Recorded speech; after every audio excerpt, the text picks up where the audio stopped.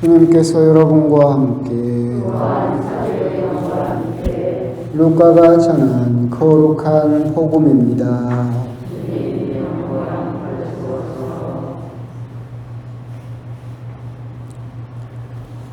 그때 예수님께서 벙어리 마귀를 쫓아내셨는데 마귀가 나가자 말을 못하는 이가 말을 하게 되었다.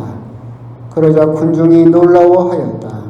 그러나 그들 가운데 몇 사람은 저자는 마귀 우두머리 베엘제불의 힘을 빌려 마귀들을 쫓아낸다 하고 말하였다. 다른 사람들은 예수님을 시험하느라고 하늘에서 내려오는 표징을 그분께 요구하기도 하였다. 예수님께서는 그들의 생각을 아시고 이렇게 말씀하셨다. 어느 나라든지 서로 갈라서면 망하고 집들도 무너진다.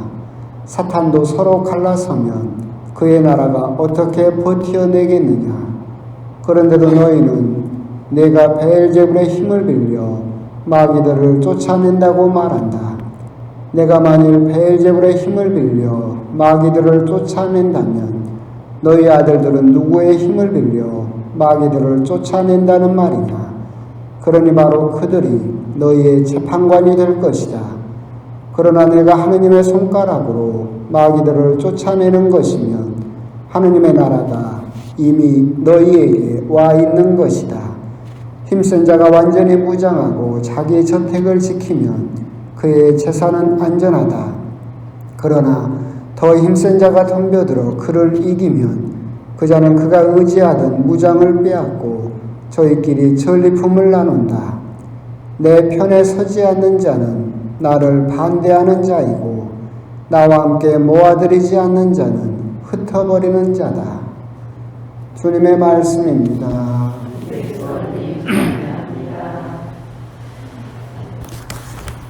아멘. 주님.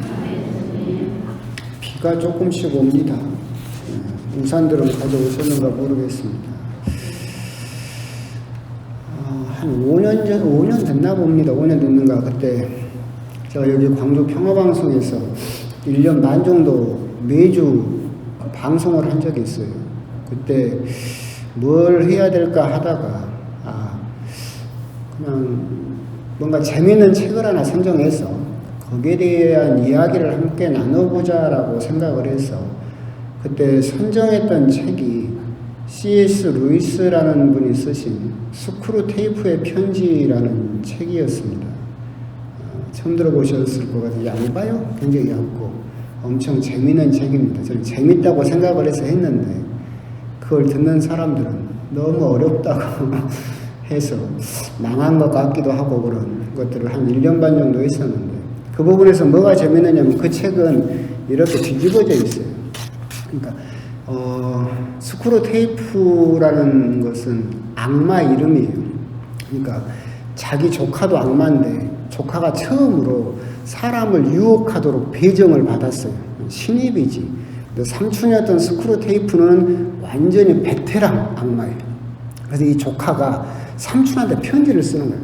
얘를 꼬셔도 안 넘어오는데 어떻게 꼬시면 돼요? 그러면 이제 삼촌 악마가 이렇게 꼬셔라라고 이렇게 막 자꾸 해주는 거예요. 그게 굉장히 절묘한 게 뭐냐면 사람을 어떻게 유혹하는가에 대한 인간의 심리를 파고드는 것이 굉장히 탁월하게 적어져 있어요. 그러니까 예를 들면 그런 것도 있어요. 이렇게 그 신입이었던 조카가 유혹하려는 청년이었어요.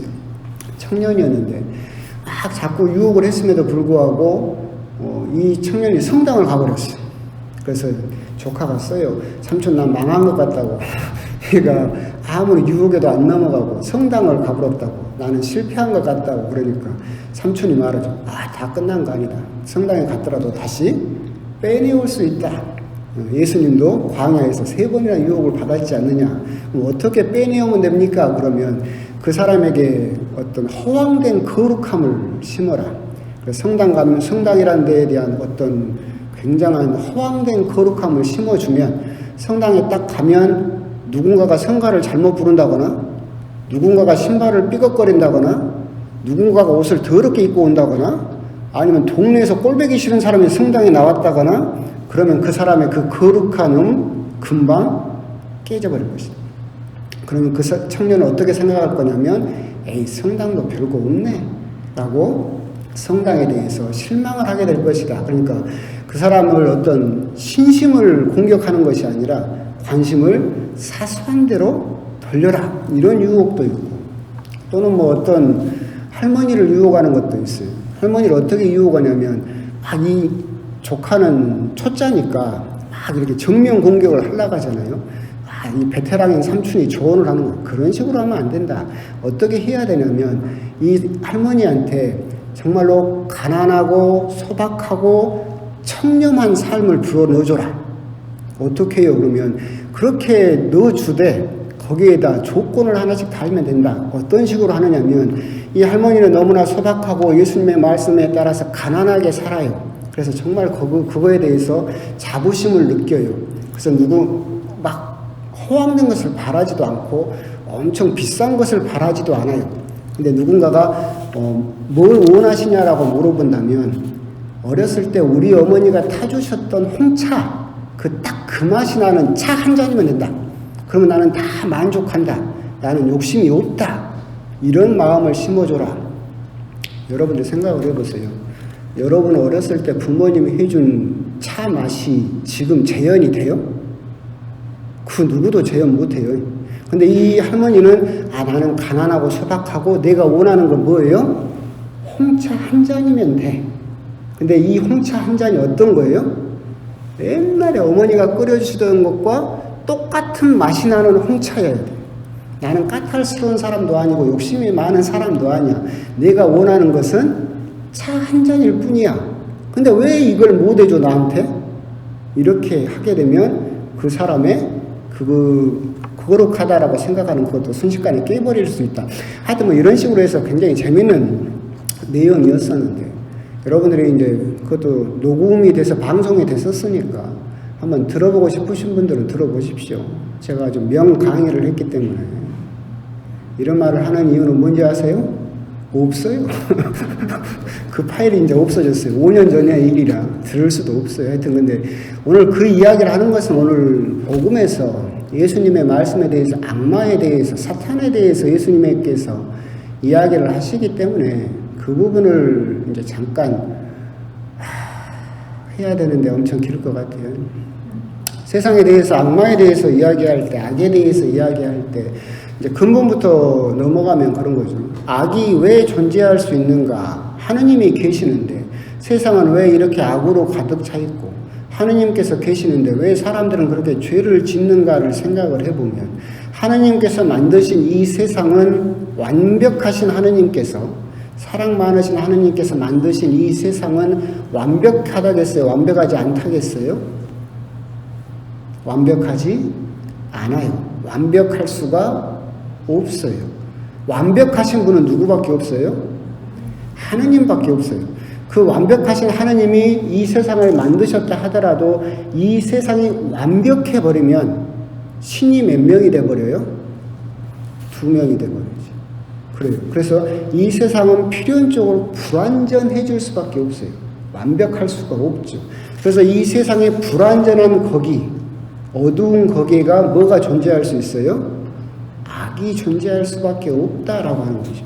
근데 이 악이 그렇다면 우리들에게는 어떻게 다가오느냐라고 한다면, 구약 성경에서는 사탄, 대적자 또는 루치펠 또는 뭐 많은 이름으로, 벨리알부터 시작해서 바알부터 시작해서 많은 이름으로 이미 증명이 되고 있고 사람들을 유혹하는 모습으로 등장을 하고 있죠. 근데 이제 우리가 가톨릭 교회 교리서를 보더라도 이 악마를 설명을 할 때 타락한 천사다라고 설명을 하고 있어요. 그러니까 우리들은 하느님이 계시고 악마라는 거대 세력이 하느님과 싸운다라고 생각하면 안 되고, 사실 이 하느님께서 만드신 세상에 한 부분의 어둠이 존재할 수밖에 없고, 여기는 자유의 의지로, 자유 선택으로 타락한 천사들이 존재할 수밖에 없다. 왜 그러느냐라고 한다면, 교리서에서는 자세한 설명을 하지 않고 있지만 구약 성경에서부터 성경에 들어있지 않은 에녹서라든가 아니면 여러 가지 책에 보게 되면 그 이야기를 하고 있어요. 하나님께서 천사를 먼저 만드셨죠. 그리고 나서 인간을 만들었어요. 근데 하느님께서 인간을 너무나 사랑하시는 거야. 그리고 당신이 만드신 이 인간이 너무나 사랑스러워서 천사들에게 이 인간을 보살피고 인간을 지키며 인간에게 경배하라 했어요. 그러니까 하느님의 명령이었기 때문에 다른 모든 천사들은 인간에게 경배를 했는데 오직 천사장이라는 한 천사가 그것을 거부해요. 그러니까 질투죠. 사실은 질투였어요. 자기가 가장 사랑받아야 되는데 하느님이 다른 존재를 사랑하고 다른 존재에게 경배를 하라고 하니까 나는 경배하지 못하겠다라고 해서 하느님 뜻을 거역했기 때문에 타락했다. 이것이 이제 계속해서 구약 성경 그 역사 안에 들어있던 그런 이야기였고, 그렇기 때문에 우리 가톨릭 교회 교리서에서도 사탄 또는 악마라고 하는 존재는 본래는 천사였지만 타락해서 결국은 떨어진 그런 천사였던 거룩한 존재였었지만 자신의 선택으로 인해서 하느님의 명령을 거역함으로 인해서 인간의 대적자, 하느님의 대적자가 아니에요. 인간의 대적자로 등장을 하게 된다. 그렇기 때문에 악마들이 하는 역할이 뭐냐면 이 인간이 하느님을 사랑하지 못하게 하는 게 주 목적이에요. 하느님하고 대적하려는 것이 아니라 이 사탄도 하느님을 사랑해요. 거기에서 보면 그러거든요. 그러니까 하느님을 사랑하지만 이 인간의 하느님으로부터 오는 사랑을 못 받게 하는 것, 그리고 인간이 하느님을 사랑하지 못하게 하는 것, 그게 사탄의 목적이었다라고 해요. 그래서 인간을 계속 유혹을 하고 아니면 여러 가지로 병이 들게 하고 하면서 결국 하느님으로부터 멀어지게 만드는 것, 그것이 이제 사탄, 악마의 본래의 역할이다라고 이제 설명을 그렇게 하고 있는 거죠. 그래서 오늘 복음에 나오는 베엘제불이라고 하는 것도 사실은 사탄이나 악마나 여러 이름으로 불려요. 그러니까 아까 맨 처음에 등장한 건 사탄이고, 이사야서에서는 루치펠이 나오고, 또는 토비트에서는 아스모데아? 까먹었어요. 아스모데오? 이렇게 등장을 하고, 바알로 등장을 하고, 벨리알로 등장을 하고, 여러 이름으로 등장은 하고 있지만, 결국은 사탄이라는 어떤 악이라는 인간의 대적자, 하느님으로부터 멀어지도록 만들려고 우리를 유혹하는 그런 존재가 있다라고 하는 것이고, 오늘 복음에 나오는 베엘제불, 이름은 중요한 것은 아니에요. 베엘제불의 뜻은 바알 더하기 파리, 파리. 그래서 파리의 주인, 뭐 그런 뜻이에요. 그래서 이스라엘 사람들이 그런 사탄을 어떻게 보면 폄하하기 위해서 붙인 파리의 대왕이란 뜻으로 그냥 사탄의 이름을 불렀을 뿐이었죠.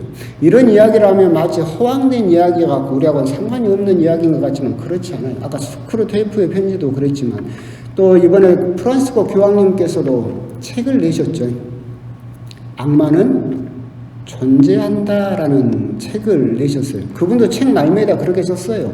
교황이 악마에 대해서 이야기를 하면 옛날 사람인 것처럼 생각할 수 있겠지만 여전히 21세기에도 악마는 우리 곁에 실제로 존재한다라고 그렇게 쓰셨던 것처럼, 세상은 악마란 없는 것처럼 영적인 존재는 다 부정해버리기 때문에 악마도 없는 것처럼 생각할 수 있겠지만 실제로 우리들에게 우리 주변에 하느님으로부터 멀어지게 만들려고 하는 그런 악의 세력은 분명히 존재하고 있다. 교황님께서 그 책에서 특별히 강조하신 것은 뭐냐면, 그런 악의 세력을 명확하게 규명하시기보다는 악마는 결국은 아까 말한 것처럼 우리 인간을 하느님으로부터 멀어지게 만들기 위해서 유혹을 하는 존재인데, 이 유혹은 3단계로 이루어진다라고 이야기를 하세요. 커지고 전염되고 정당화한다. 악마가 주로 우리들에게 하느님으로부터 멀어지게 하기 위해서 하는 유혹은 3단계로 이루어지는데, 첫 번째가 커진다. 무슨 말이냐면 우리가 어떤 일을 실수를 하거나 뭔 잘못을 했어요. 근데 그때 뉘우치고 되돌아오지 않으면 한 번 한 실수는 2번 하기 쉽고, 2번 한 것은 3번 하기 쉽고, 점점 더 그런 악이 커진다는 거죠. 그리고 이 악이 커지게 되면 그걸 보고 다른 사람이 따라하게 되죠. 그래서 악은 전염되게 되고, 이 전염되게 되면 나중에 이 모든 사람들이 자기 행동을 정당화한다라고 하는 거예요. 이런 것들은 사방대 다 통용될 수 있어요. 지금 미얀마에서 일어나는 일들, 우리 5.18 때 일어났던 것과 같은 일들이 미얀마에서도 일어나고 있죠. 악은 커져요. 제일 처음에는 고무총을 쏘다가 진짜 총을 쏘고 한 번 사람을 죽이니까 다음에 2명 죽이기도 더 쉽고 3명 죽이기는 더 쉽고 나중에는 연발 사격을 하게 되겠죠. 그 모습을 본 동료들은 어떻게 생각해요? 따라하게 되고 그 악은 점점 커지게 되고 나중에 되면 그 사람들이 뭐라고 하겠어요? 위에서 시켜서 했다. 또는 저 사람들이 폭력을 쓰니까 우리도 폭력을 썼을 뿐이다 라고 자기들의 그 악한 행동을 정당화하게 되는 거죠. 이게 악이 굴러가는 방식이에요. 거기서만 그러냐? 그렇지 않아요. 여러분들은 그 뒷담화, 험담만 생각해도 그렇죠. 내가 누가 마음에 안 들어. 헤어스타일 구리다. 화장은 왜 저런데? 한 번 험담을 해. 그럼 자꾸 보면 볼수록 자꾸 뭐가 걸려. 오늘은 또 옷도 왜 저래? 점점 이렇게 험담이 커지게 돼요. 그럼 이거 나 혼자 하면 안 되잖아. 이 비밀을 누구도 알아줘야지. 그래서 저봐 이리 와봐. 내가 자기한테만 하는 말인데 자기만 알아라고 해. 저 사람이 악은 점점 전염돼요. 그래서 나중에 그 사실을 안 사람이 나에게 항의를 하더라도 뭐라고 해요? 내가 뭐 잘못한 게 있냐? 난 그냥 보이는 대로 말했을 뿐이다. 내가 뭐 없는 사실을 이야기했냐? 이렇게 자기 자신을 정당화한다는 거예요. 이것은 무슨 사람을 죽이는 미얀마에서만 일어나는 일이 아니라 우리들에게도 계속 그 세 가지 작용은 더불어서 일어나고 있고 이것은 결국 무슨 말이냐라고 한다면 악이라고 하는 것이 우리가 생각하는 것처럼 그저 멀리 있는 그런 것만은 아니다. 그렇기 때문에 뭐 악의 역사라든가 악마의 역사라든가 그건 너무 지루하니까 뺀다 하더라도 교황님께서 최근에 쓰셨던 것처럼 악마는 존재한다 해서 핵심적으로 이야기하셨던 것들 악은 커지고 전염되고 정당화한다. 이걸 과정을 생각을 한다면 여러분들은 어디서 끊어야 돼요? 커지기 전에 끊어요. 커지기 전에 그걸 끊을 수 있어야 되고 그걸 식별할 수 있어야 되고 그건 험담이 되었든 도둑질이 되었든 뭐가 되었든 그것이 커지지 않도록 우리들은 해야 할 것이다 라고 하는 거죠. 그래서 뭐 악에 대해서는 언제 제가 1년 반을 했으니까 할 말은 많겠죠. 그런데 그렇게 해서 했을 때 예수님께서 거기에서 끝나는 것이 아니라 그런 악을 하느님의 손가락으로 쫓아내는 것이라면 뭐가 시작된다고 했어요? 하느님의 나라가 이미 시작된 것이다. 그러면 그때부터 이미 하느님 나라가 시작되었다. 하느님 나라가 이미 우리 가운데 와 있는 것이다 라고 하는 거예요. 똑같아요. 하느님 나라도 옛날에 말씀드린 것처럼 뭐 신천지에서 이야기하는 것처럼 뭐 과천에가 뭐 몇 년도에 내려오신다. 매돌 며칠 오실 것이다. 뭐 이런 것이 아니라 이미 예수님으로 인해서 하느님 나라는 시작이 되었고 누룩처럼 겨자씨처럼 점점 자라나고 있고 우리 가운데 이미 와 있다. 하지만 아직 완성된 것은 아니다 라고 하는 것이 우리가 하느님 나라에 대해서 기억을 해야 될 그런 부분이죠. 그런 부분에 대해서 우리가 또 한 가지 생각해야 될 부분은 있어요. 하느님 나라가 이미 우리 가운데 와 있는 것이다. 현재적인 종말론이죠. 하느님 나라가 눈에 보이지 않지만 우리가 아까 말한 것처럼 악이 커지기 전에 여러분들이 그것을 끊어낸다면 이미 하느님 나라는 여러분 가운데 이미 와 있는 것이고 자라고 있는 것이다 라고 하는 거죠. 이 부분에서 이제 재밌는 차이가 있어요. 개신교 신자들에게 물어보면 정말 확신에 차서 이야기를 해요. 구원 받았습니까? 그럼 개신교 신자들은 뭐라고 해요? 구원 받았습니다. 우리 가톨릭 신자들한테 구원 받았습니까? 그럼 우리 가톨릭 신자들은 고개를 45도로 돌리면서 직접 얼굴은 쳐다도 못 보면서 패시시 웃기만 하고 대답을 안 하죠. 하느님 나라가 이미 여기 와 있다며. 그런데 왜 개신교 신자들은 구원 받았습니까? 그럼 구원 받았습니다. 아멘 할렐루야 그러는데 왜 가톨릭 신자 우리 천주교 신자들은 구원 받았습니까? 그럼 여러분들은 받은 것 같기도 하고 아닌 것 같기도 하고 그냥 긴가민가 왜 그럴까 생각을 해보면 그 부분에 대해서 우리가 생각을 해보면 사실은 우리 대답이 더 맞아요. 하나님 나라는 이미 시작됐어요. 완성된 것은 아니죠. 그렇죠? 예를 들어서 그거예요. 여러분이 목포에서 KTX를 탔어요.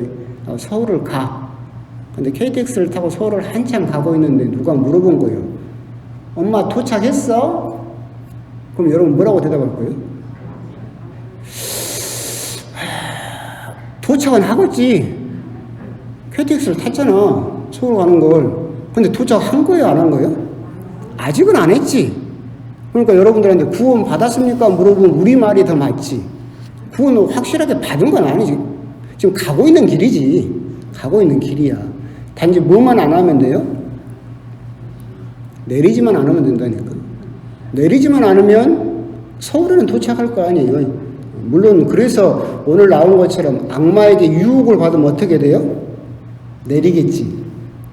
악마에게 유혹을 받으면 그 기차에서 내리면 구원을 못 받겠지. 하지만 우리는 정말로 그 KTX를 타고 이미 출발했어요. 그래서 하나님 나라는 성장하고 있고 여러분들이 이 구원의 열차에서 내리지만 않으면 도착은 하게 될 거야. 근데 지금 우리에게 구원 받았습니까? 라고 물어보면 엄마 서울 도착했어? 그러면 도착한 건 아닌데 도착하겠지?